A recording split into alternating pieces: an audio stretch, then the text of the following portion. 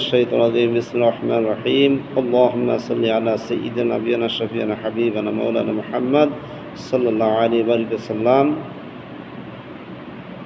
হাদিস রাসূলুল্লাহ সাল্লাল্লাহু আলাইহি সাল্লাম বলেছেন জিলহজ্জের 1 তারিখ থেকে 12 তারিখের ভিতরে যে ব্যক্তির উপরে কুরবানি দেওয়ার মতো সামর্থ্য আছে, নিসাব পরিমাণ সম্পদ আছে, সম্পদ মজুদ থাকার শর্ত নয়, আল্লাহ পাক রব্বুল আলামিন সেই ব্যক্তিকে আল্লাহ পাকের রেজামন্দির উদ্দেশ্যে আল্লাহকে খুশি রাজি করার জন্য কুরবানি দিতে হবে।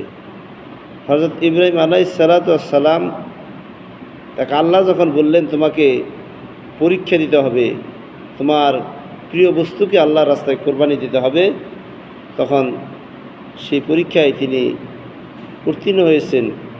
আল্লাহ পাক রব্বুল আলামিন সেখান থেকে কোরবানির কথা বা নিয়ম প্রচলিত হয়ে আসতেছে যে তোমার প্রিয় মহব্বতের বস্তুটি কোরবানি দিতে হবে। হযরত ইব্রাহিম আলাইহিস সালাম কোরবানির প্রান্তরে মিনার প্রান্তরে নিয়ে যান সন্তানকে। এক পর্যায়ে সন্তানও ধৈর্য ছাড়া ছিলেন না, ধৈর্যশীল ছিলেন। বাবাকে বললেন, বাবা তুমি বিচলিত হও না, আমি আল্লাহর রাস্তায় কোরবানি হতে ইচ্ছুক। উভয়ের ভিতরে আল্লাহ পাকের অনেক মহত্ব বরকত রয়েছে, যার কারণে আল্লাহ পাক তাদেরকে পরীক্ষা করার জন্য যে পরীক্ষা করেছেন, আল্লাহ সেই পরীক্ষায় তারা কী হয়েছে, উত্তীর্ণ হয়েছিল। এই জন্য কিয়ামত পর্যন্ত উম্মতের তার মহব্বতের সম্পদ ধন থেকে আল্লাহ রাস্তায় কুরবানি করতে হবে। আমরা অধিকাংশ মানুষ সম্পদ থাকার পরেও, নেশা পরিমাণ সম্পদ থাকার পরেও এই কুরবানির হাকিকতটা বুঝি না। আল্লাহ আমাদেরকে বোঝার মানার তৌফিক দান করুক। আল্লাহ বলছেন যে সম্পদ কী পরিমাণ হলে কুরবানি দিতে হবে। 50,000 থেকে 60,000 পরিমাণ টাকা যার মজুদ থাকবে।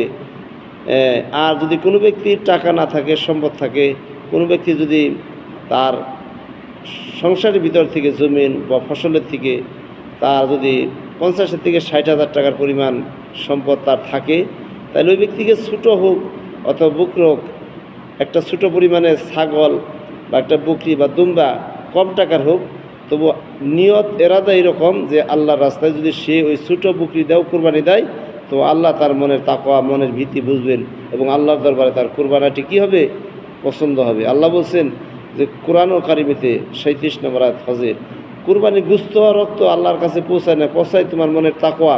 তুমি যে অন্তর দিয়ে মন দিয়ে তোমার প্রিয় মহব্বতের বস্তুর থেকে, সম্পদের থেকে, ধনের থেকে টাকা পয়সা খরচ করে তুমি আল্লাহর রাস্তায় কুরবানি দিবা। সেই কুরবানি দিবা তো তুমি নিজে এমন অবস্থায় সেটাকে নিজে খাওয়ার জন্য না, নিজেও খাবে এবং অপর দুস্থ গরিব মানুষকেও খাওয়াবে, এই উদ্দেশ্যে দিবে। যার কারণে আল্লাহ পাক এটার ভিতরে কল্যাণ ও বরকত রেখেছেন। অধিকাংশ মানুষ এই কল্যাণ ও বরকত বুঝতে চায় না। গ্রামের ভিতরে অনেক মানুষ উজর আপত্তি করে। দেখা যায় যে সম্পদের উজর দেখায়, টাকার উজর দেখায়, কিন্তু তার টাকা ক্যাশ নাই, মজুদ নাই, কিন্তু সন্তানটা 2টা মোবাইল দিছে, 2টা মোবাইলের দাম 50,000 টাকা। তাইলে তার কোনো সম্পদ নাই, গাছ নাই, তার দেখা যায় যে তার বাস নাই, তার ধান নাই, কিন্তু সন্তানটা 2টা মোবাইল কিনে দিছে 25-50,000 টাকা। ওই মোবাইল কিনা তার সামর্থ্য যেহেতু আছে, ওই মোবাইলটা তো সম্পদ, ওই ক্ষেত্রে বাবার জন্য প্রযোজ্য হবে, তাকে কুরবানি দিতে হবে। বলি সুবহানাল্লাহ, এটা আল্লাহর কথা, এটা ওয়াজিব। এই জন্যই বলা হয়েছে যে কুরবানির সমর্থ ব্যক্তি, যার সমর্থ আমাদের দেশে শতকরা 80% লোকেরই সমর্থ আছে, এই ব্যক্তিকে কুরবানি অবশ্যই আল্লাহর রাস্তায় দিতেই হবে। তাহলে কুরবানি দেওয়ার ফজিলত বরকত হইল এই, কুরবানি দিলে হবে কি, যে বোঝানো হয়েছে যে গোস্তটা আপনি খেতেছেন এবং দুস্থ গরিব মানুষকে দিতেছেন, যারা সারা বছর গোস্ত খাইতে পারে না, তারা এই গোস্ত পাওয়ার পরে আপনার প্রতি খুশি হবে, রাজি হবে। আল্লাহ পাক রব্বুল আলামিন বলছেন, বান্দা যখন বান্দার প্রতি খুশি রাজি হয়, যখন আনুগত্য প্রকাশ করে, তখন তার মধ্যে একটা সওয়াবের অংশ থেকে যায়। বলে সুবহানাল্লাহ। এই জন্য বান্দা দিল থেকে, অন্তর থেকে, মন থেকে যখন সে কুরবানি দিবে, শুধু সে খাওয়ার উদ্দেশ্যে দিবে না, সে গরিব অসহায় মানুষকে খাওয়াবে, এই উদ্দেশ্যে যখন এই নিয়ত ফিকিরে কুরবানি দিবে, অবশ্যই তার আল্লাহর দরবারে তার কুরবানিটা 100% কবুল হওয়ার সম্ভাবনা থাকবে। সুবহানাল্লাহ। হাদিসে রাসূলুল্লাহ সাল্লাল্লাহু আলাইহি সাল্লাম বলেছেন যে এই যে কুরবানি দেওয়া হয়, কুরবানি একটা পশুর ভিতরে যতগুলো পশম আছে, প্রত্যেকটা পশমের ভিতরে একটা করে নেকি দেওয়া হবে।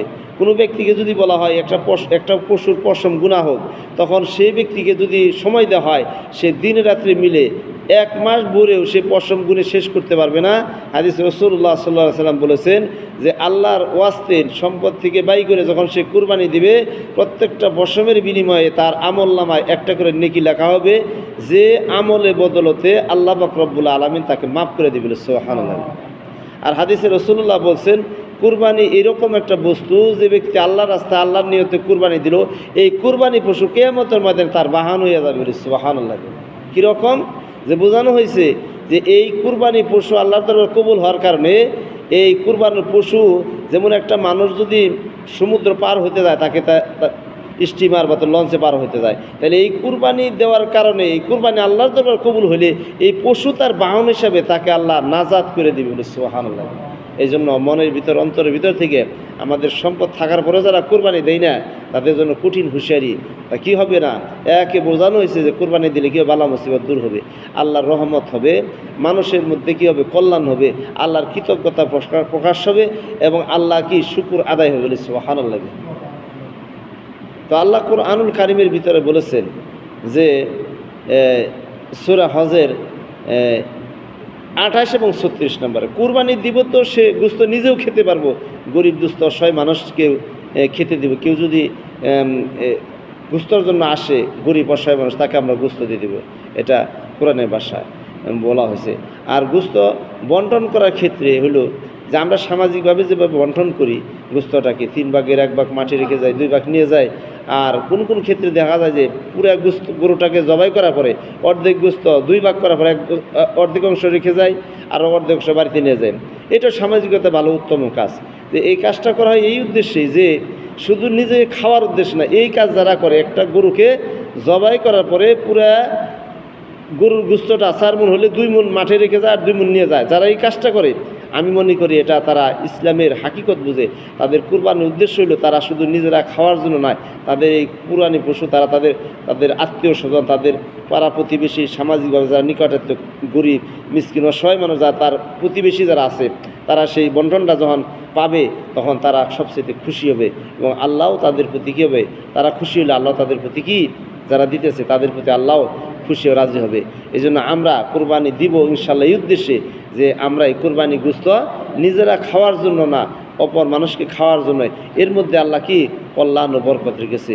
আল্লাহ আমাদের কি এই বুঝ আমাদের অন্তরে, সকলের সমাজের ভিতরে এরকম মানুষ আছে যারা কুরবানি দিতে পারবো কিন্তু দিতেছি না, বাহানা করতেছি।